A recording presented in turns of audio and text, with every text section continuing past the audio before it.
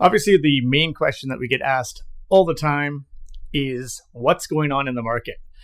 Now, I could spend this time going through a bunch of facts and figures, which would be super boring and probably drive you all nuts, but we should get down into the main thing that right now the market is quite soft. Things are moving a little bit slower. Prices are down.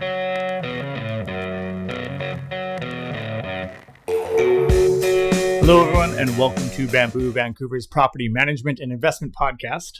This week, I'm on my own, so we're going to go through a few of the FAQs, the frequently asked questions, and might be a shorter one. We'll find out how many we get through today and where we end up.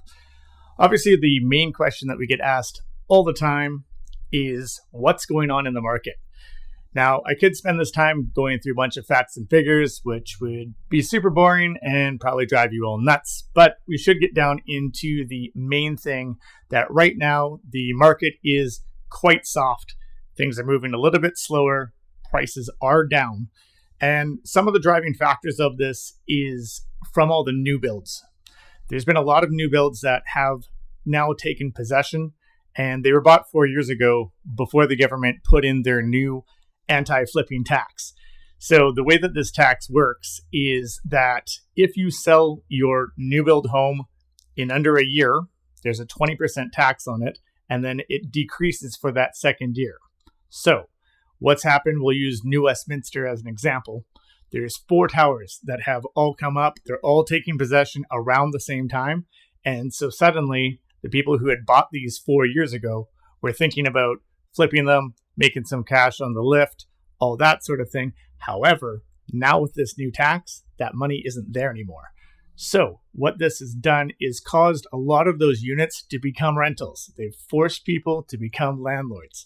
So what has happened from that is all of these properties are coming on the market. There's a lot of rentals available, all in a small area.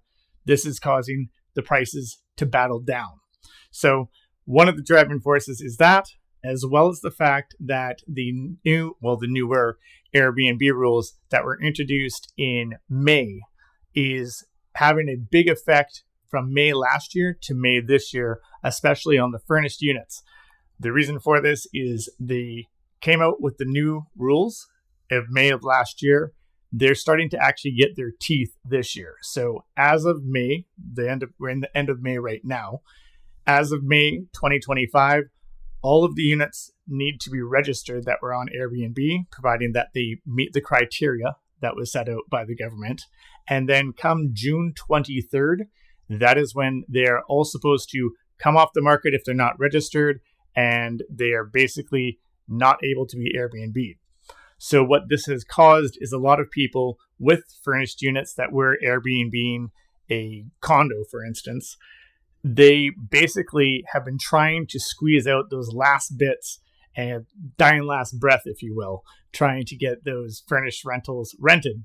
However, with that being said, that has to do with a lot of people traveling, and generally furnished units run a little bit slower, simply for the fact that not only do you need a good tenant that likes the area, that likes the unit, but now they also have to have the same style as you. So this is adding an extra gear to that. So if you have a furnished unit, in a nutshell, you're going to probably want to unfurnish it for one, because generally speaking, local people have furniture. And you're probably going to want to make a fairly drastic price reduction, simply for the fact that the people aren't traveling as much anymore. Furnished units aren't as busy as they used to be. And simply put, you're probably looking more for a local. And with all the properties that are on the market currently, the prices are softer. So unfortunately, that's not the greatest news. I don't make the market. I simply report on it and what's going on. So that is basically in a nutshell what's happening in our current market for most of Greater Vancouver. Obviously, there's different pockets that have different things. A few shows ago, we had talked about the sunshine tax, for instance, trying to move towards Kits, any of the beaches. They usually are holding up pretty strong, but you still have to price sharply based on what's going on around you and just be really honest with your pricing. Now that we're talking about pricing, there are a few things that people ask about, such as how do you determine your price? Well, determining your price is not an exacting science, to be perfectly honest. And the best way to go about it is to basically look around at what your comparables are to your unit. So let's assume that we're using a 2-bedroom, 2-bathroom condo. So you go onto your various sources such as Craigslist, Facebook Marketplace, Kijiji, Live.rent, MLS. All of these are good sources, and combine them all into one so you can sort of get a gist of what the prices are for that. Now, once you get that, you're going to average that out. Obviously, get rid of the ones that are really, really high, because a lot of people go on these fishing expeditions hoping that they're going to get some, for lack of better words, sucker to rent their place. And then don't worry about the ones that are really, really low, because we're kind of looking for that middle band. And then once we discover what that middle band is, we need to be really honest with ourselves. So if you've got your 2-bedroom, 2-bathroom, but the person down the way has a brighter or bigger one, or one with 2 parking stalls, any of these sort of things that would move them up a little bit on the pecking order, then you have to be fairly honest with that and understand that everyone who is looking at these units are all looking at the same ones that you are. So you have to be very honest with yourself about what is going on in the market and what's going on around you. Additionally, with that, you may not always want to have the tippy top price. And the reason for this logic here, is that you want to be able to have a couple of people apply for your unit, simply for the fact that you'll be able to determine who's the best candidate as opposed to the only candidate. Because after a while, desperation will start setting in when you're getting closer to the end of that month and you still don't have a tenant. So something to take into account is to maybe not price for the very tip top and just price it just a bit below. Even $50 will make a difference, because that could be someone's cell phone bill, whatever it may be. It could be a major difference for anybody, and depending on the product, of course.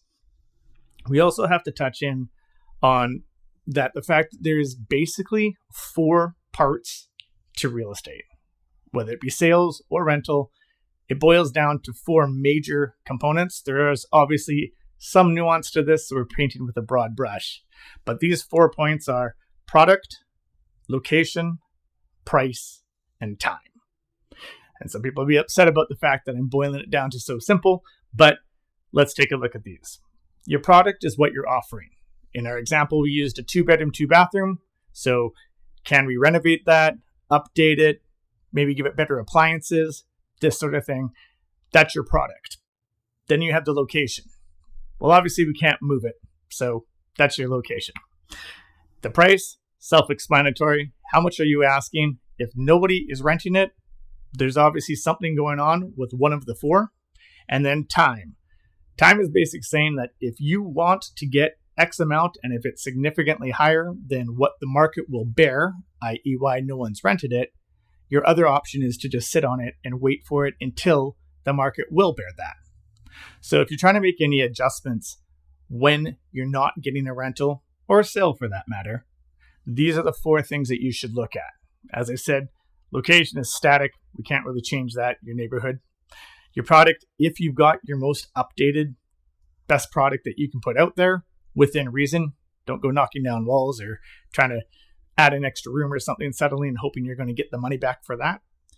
And it would be price. Price is the thing that you can adjust the easiest, and that will basically garner the results that you're wanting.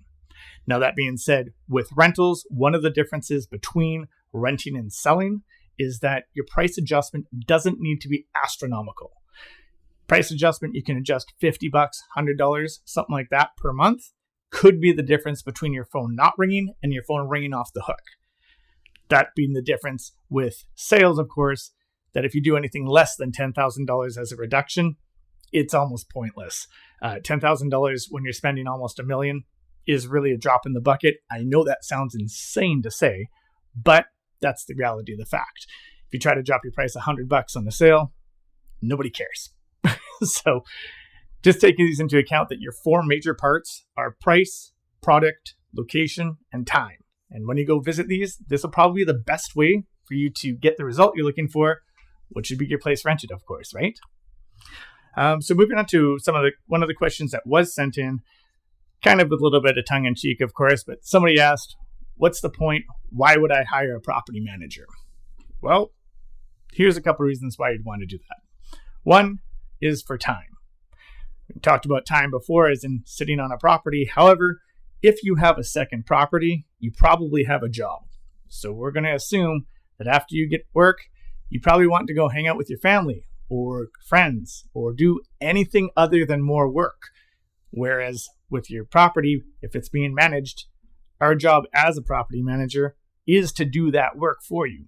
So that way we can take care of that, you can relax, and any problems that come up, we as a property manager will deal with that. The other things that we look on with a property manager is knowledge. They change the rules at the RTB and the province fairly regularly. Not as much lately, but it definitely has been changing a little bit more often. And when these rules change, they change them quietly.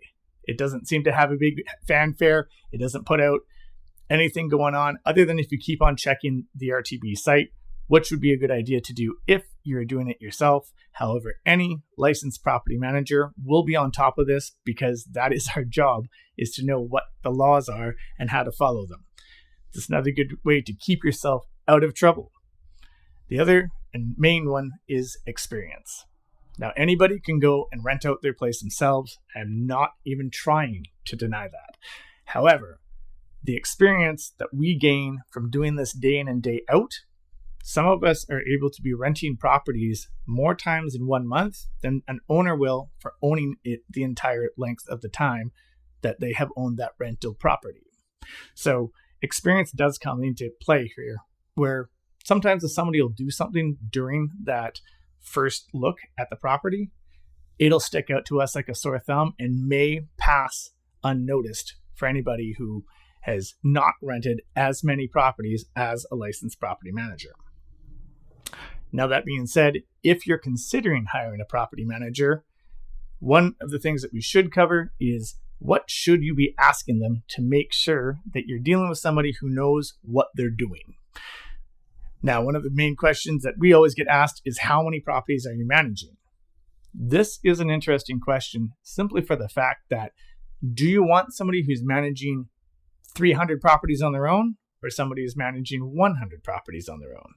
And the reason why you want to make sure of this and make sure where you're comfortable is if they have too many properties, you might not be important on the totem pole for them because they have too much going on. They don't have that personal touch. They don't really know their tenants. There is a threshold for any property managers. This can be dealt with as well if you have an assistant or, well, we're not allowed to say team anymore, but a other member that they work with, we'll say. And you just want to make sure that you're comfortable with the property manager, with the amount of properties that they are currently taking care of, to make sure that you're going to get that feel that you want. Somebody who actually cares and knows about the property and knows about you and kind of what your plan is. So do ask them how many properties they're taking care of. Also want to make sure of what areas they're working. You don't want to have a property manager who's working everywhere from downtown Vancouver to Chilliwack. And the reason for that is because if anything goes wrong, they may need to get out there. It also slows up for showings and the type of people. You need to know what's going on in the neighborhood. One common thing that comes up is if there's events. So if you're having an open house for one of your properties and they don't know about the events that are going on, then nobody's going to come up. So it might take longer to get your property rented if they don't know what's happening in the area, trends, things like this that would be important when dealing with somebody who's moving into that specific area. You also do want to ask them about what the process is for repairs, what it is for screening, and you may also want to ask them what licenses they carry, just because the sales license and the property management license are two separate licenses. Some of the sales guys do moonlight every once in a while. I carry both licenses, but I do see it when we go in and we're doing showings for purchase, and I will listen to certain realtors give rental prices that are astronomically high and absolutely unattainable. So you do want to ask and make sure that if you're dealing with somebody who's going to be finding a tenant for you, ask them what licenses they have. Do they have just the sales license, just the property management license, both? There's also other licenses out there, but these ones are the most important for your cause and what you're trying to work with. Another benefit of somebody with 2 licenses is that when you do get to the point that you may want to sell your property, at least you can talk to the person who's been managing it. They know the most about it, and they'll be able to give you an accurate price of what's going on in the market at the time so that you can make the best decision for you. Otherwise, you may be leaving some money on the table, and that's obviously counterproductive. So we did touch in on screening processes. Screening processes have a magnitude of ways to go about it, and they are very, very important. As a side note, it's very interesting to see that I feel that many property managers, whether it be DIY or professional, seem to not be making the call, and it's very strange to me. For instance, I just had a tenant who gave their notice and they're just moving down the street. Absolutely stellar tenant. I had a great review ready to go for them, but nobody called me. There's no one called about this tenant. So somebody basically walked off the street in downtown Vancouver and rented your over $500,000 home, and you didn't even check about anything. That seems a little crazy to me. I don't know about you guys, but I would want to probably do some background checks, make sure that they're a good person, good tenant, that sort of thing. Simply for the fact that you're going to hand over probably one of the most expensive things that you've ever bought.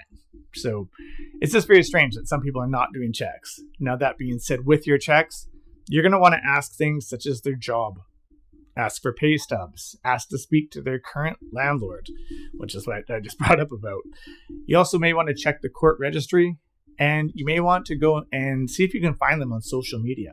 Google their phone number, Google their email, because sometimes things will come up. The internet doesn't forget.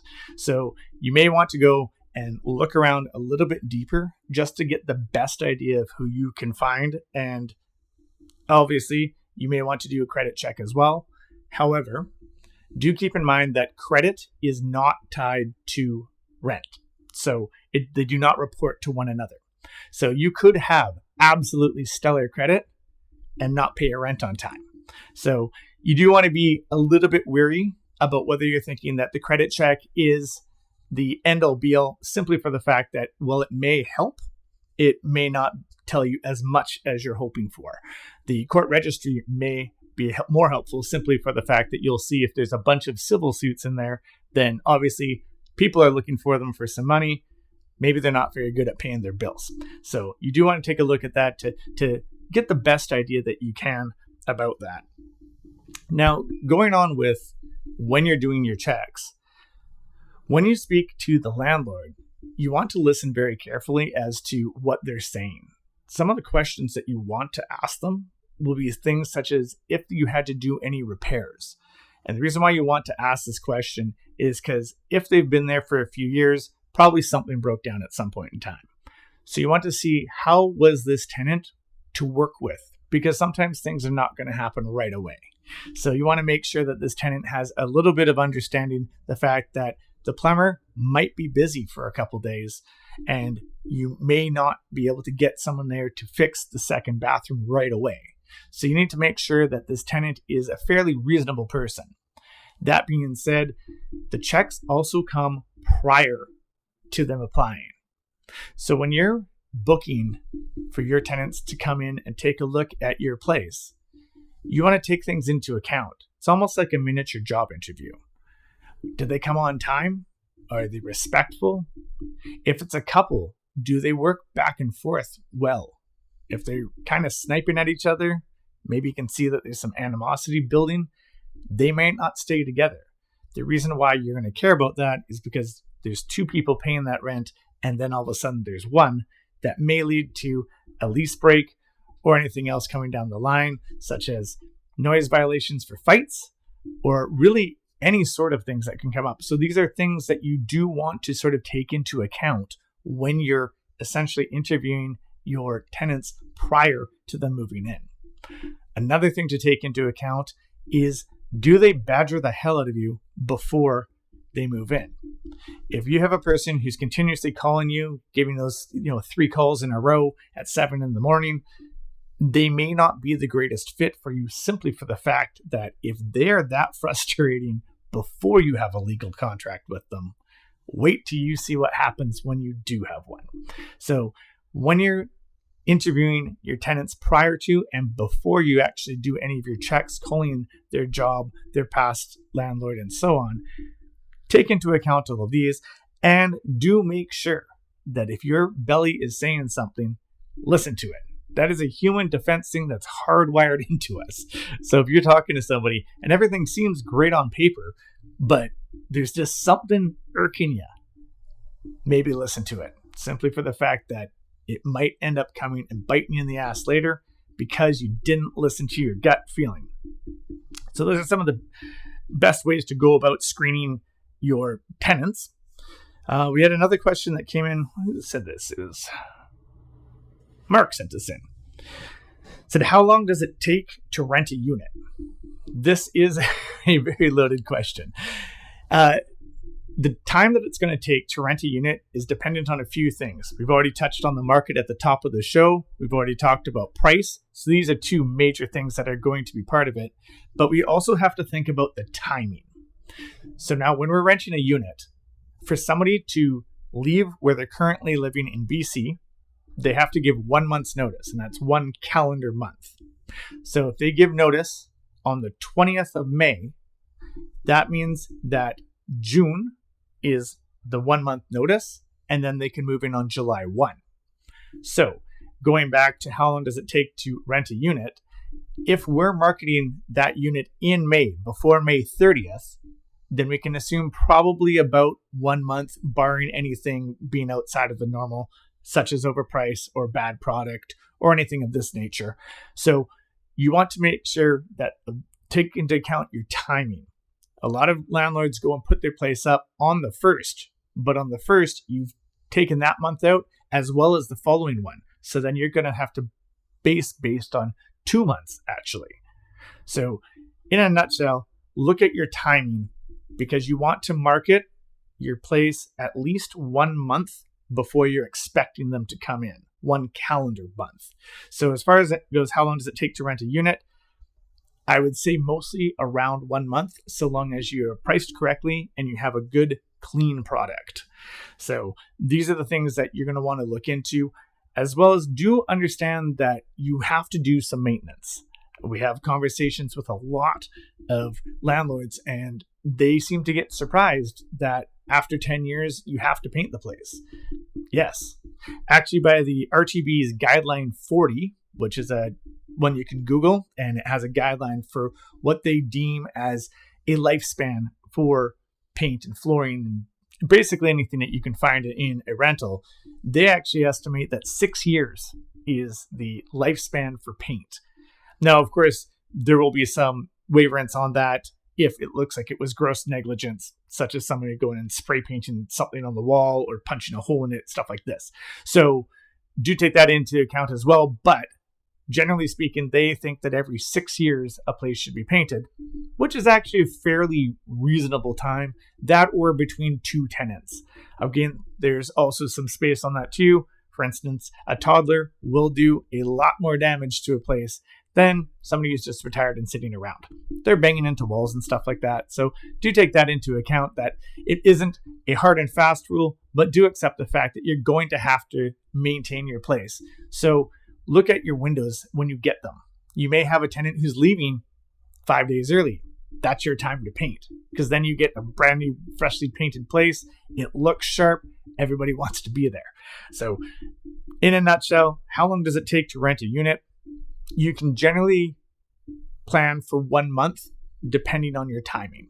If it's at the very start of the month, most likely you're going to be at 2 months, simply because people are going to have to give notice where they want. And in all honesty, if you have to burn 1 month of vacancy so that you have a tenant who's coming in and playing by the rules, that's great. You'd rather have a tenant that's playing by the rules, because if they bolted on their first landlord, they're for sure going to do that to you as well. So do take that into account about how long it's going to take to rent a unit. Now, with all these units that are on there, another question that we get a lot of the time is, how do you make your unit stand out? There are various ways to do that. Advertising it has dropped significantly. So you can do videos, put those on YouTube. Facebook Marketplace is actually letting up to, I believe it's 1 minute of video, which is not that long unless you want to run through your apartment, but at least you can give the gist of it, as well as you can put a link on there to your YouTube video, walking around, taking a look at the place. You may also want to go and invest in full-on pictures. You can get pictures done from a professional company, which you get to retain, the same ones that the MLS uses for the sales. And that way you have pristine pictures of your place that you can just put back on. Place will look great every time. It's an excellent way to go about making sure that you market your place very well. The thing that you have to keep in track of as well, though, is the tenant hierarchy.